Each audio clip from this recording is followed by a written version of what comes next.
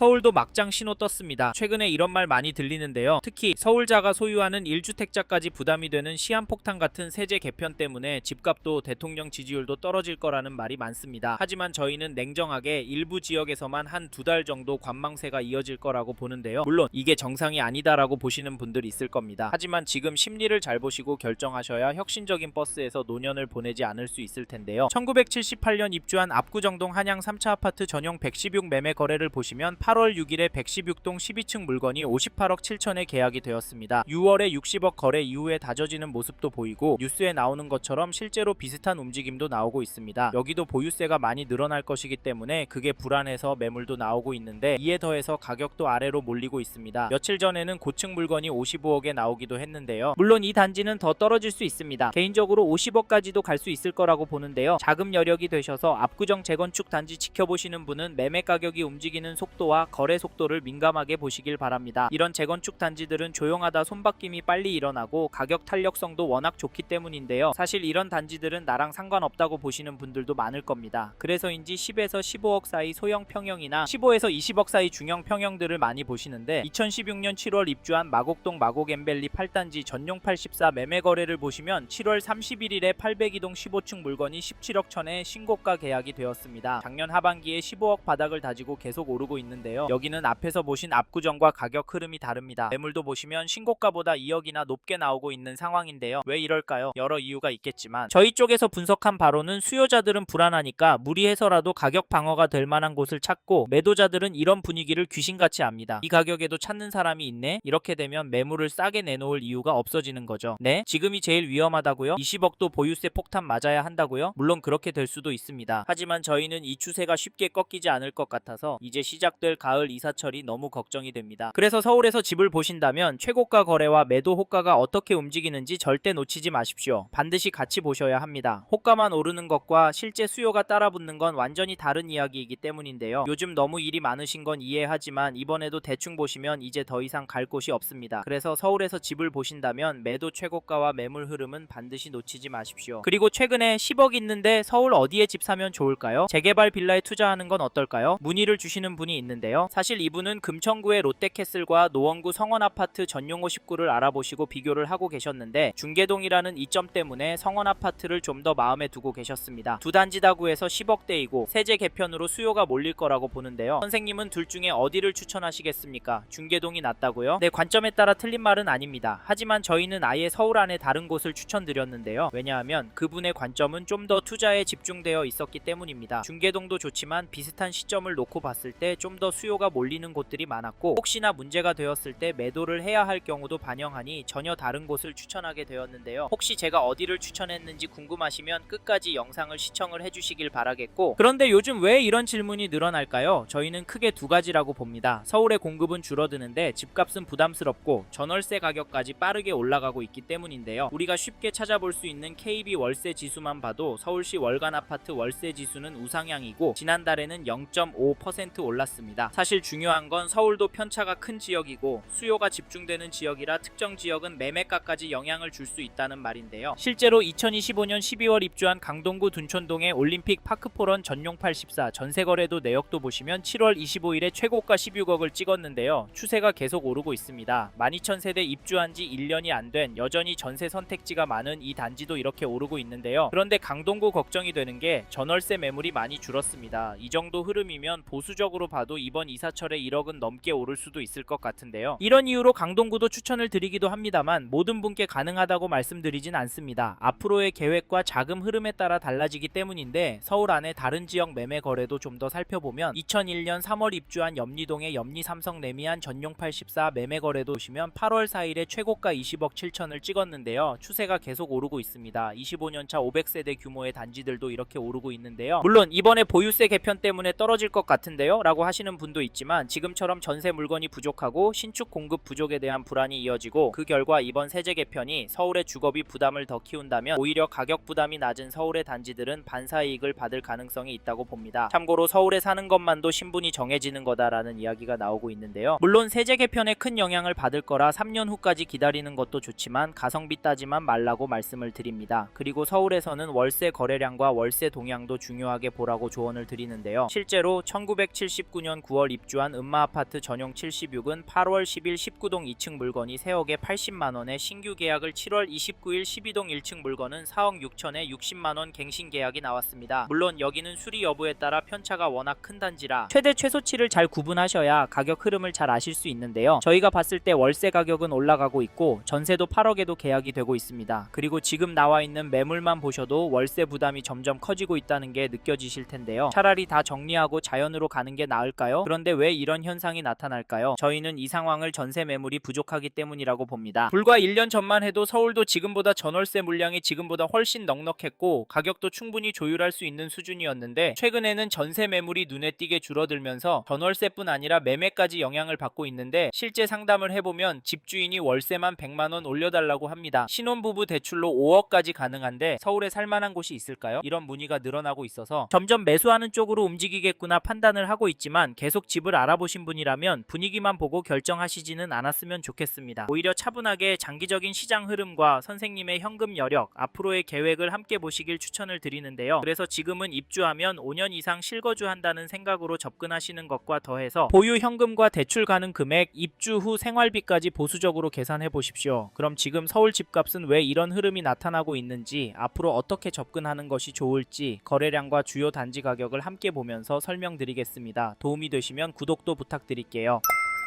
실제로 저희는 서울 집값이 오를 가능성이 있다고 봅니다. 그게 단기적으로는 힘들 수 있지만 장기적으로 봤을 때는 그럴 수 있다라고 보고 실거주 관점으로 서울을 접근하시는 분께는 매수를 적극적으로 검토해 보시라 말씀을 드리는데요. 가장 큰 이유는 공급 때문입니다. 물론 27년도에 만세대 규모로 증가하는 흐름을 보이긴 하지만 주변 경기도와 인천의 물량 또한 부족하고 현재에 나타나는 공급 부족으로 인한 전월세 가격의 움직임, 그리고 세제 개편으로 인한 집주인의 귀환을 막아서기에는 어려움이 있을 거라고 봅니다. 거기다 서울의 주간 KB 매매 지수도 살펴보면 전주에 비해서 0.27% 상승했고 전세 지수도 보시면 전주에 비해서 0.22% 올랐는데요. 앞에서 보신 월세와 더불어 매매도 전세도 우상향하고 있다 보니 진짜 어버버하다간 페버스 하우스로 입주하게 될 것 같은데요. 근데 이제 떨어질 거라고요? 물론 그럴 수 있습니다. 사실 이래서인지 지금 서울보다 가성비 좋은 전세 찾아서 김포, 용인, 검단으로 넘어가려고 하시는 분들이 보이는데 죄송하지만 이런 선택은 신중하게 하셨으면 좋겠는데요. 왜냐하면 결국 수요와 자금이 서울에 집중되는 흐름이 있고 특히 5년 이상 장기로 보신다면 단순히 지금 전세가 저렴하다는 이유만으로 생활권을 크게 옮기는 선택은 신중하게 하셨으면 좋겠는데요. 그리고 2018년 12월 입주한 9510세대 송파구 가락동의 헬리오시티 전용 59 거래 내역을 보시면 7월 17일에 307동 18층 물건이 26억 4,700의 거래를, 7월 23일에는 19층 물건이 19억 3천에 계약이 되었습니다. 여기 가격은 어떠신가요? 이 단지 가격 떨어지고 있나요? 죄송하지만 이런 거래로 흔들리지 마시길 바라고 매도 호가, 최고, 최저, 평균가 흐름 보시면서 정확하게 파악하시길 바라겠습니다. 혹시 선생님께서 이 단지도 기다리면 많이 떨어질 거라 생각하시면 가성비 좋은 곳으로 전세 들어가셔서 마음 편하게 기다려 보시길 추천을 드리고 있는데요. 근데 그동안 집값 오르는데 내 전세값 얼마 오를까? 집 주인이 들어오는 건 아닐까? 가슴 졸이고 있는 것도 버티기 힘들 겁니다. 왜냐하면 서울도 한번 오르면 4에서 5천만 원은 거뜬히 오를 수 있으니까요. 사실 이게 현실이 될 것 같아서 저희는 선생님께서 서울 안에 관심이 있는 단지가 있고 단기가 아닌 5년 이상 장기로 보시는 분이라면 지금 여러 지역을 챙겨보시고 돌아보셨으면 좋겠습니다. 아셨죠? 그리고 저희 말에 공감하시는 분이라면 지금 서울 안에서 이 단지 흐름도 꼭 체크해 보십시오. 어느 단지냐면 잠깐 3초만 내주셔서 구독 부탁드립니다. 그리고 댓글 상단에 있는 카카오 채널도 추가해 주시면 마청풀에서 드리는 분양 정보, 급매 물건 정보도 받으실 수 있으니까 마청풀 카카오 채널도 추가 부탁드립니다. 감사합니다.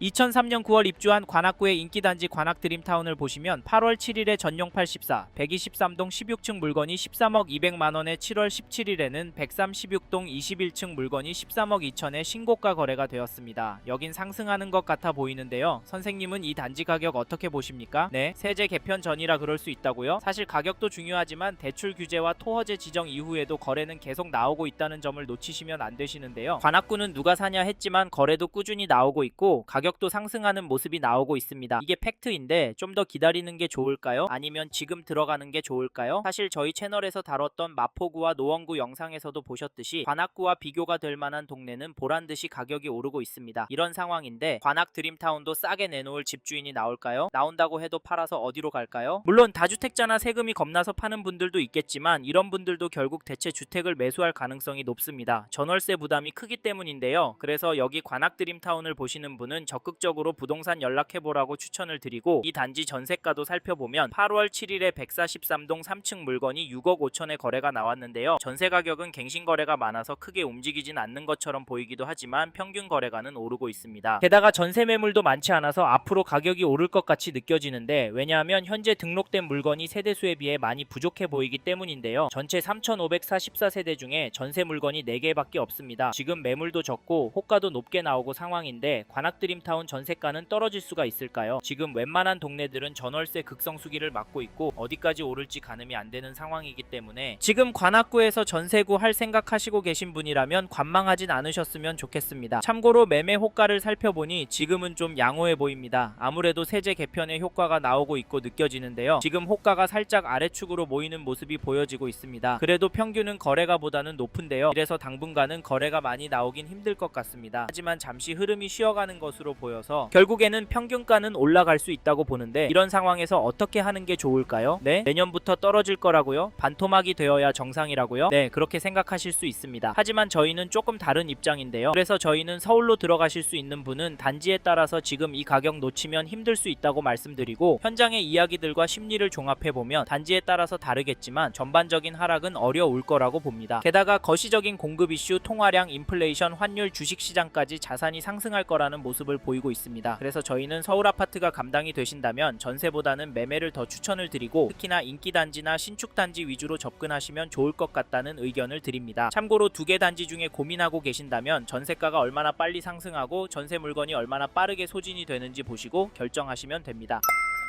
이번 영상에서 서울 아파트 현황과 앞으로 어떻게 될지에 대한 저의 생각을 말씀드렸습니다. 관심이 가신다면 영상이 끝나고 이 지역에 대해 좀 더 검색해 보시길 바랍니다. 이번 영상에서 언급된 내용들에 대하여 좀 더 궁금하신 내용이 있으시다면 댓글로 남겨주세요. 최대한 빠르게 답변을 드리도록 하겠습니다. 다음 영상에서도 부동산 투자에 도움이 되는 정보 나누어 드리도록 하겠습니다. 구독과 좋아요 그리고 알림 설정 부탁드립니다. 감사합니다. 좋은 하루 보내세요.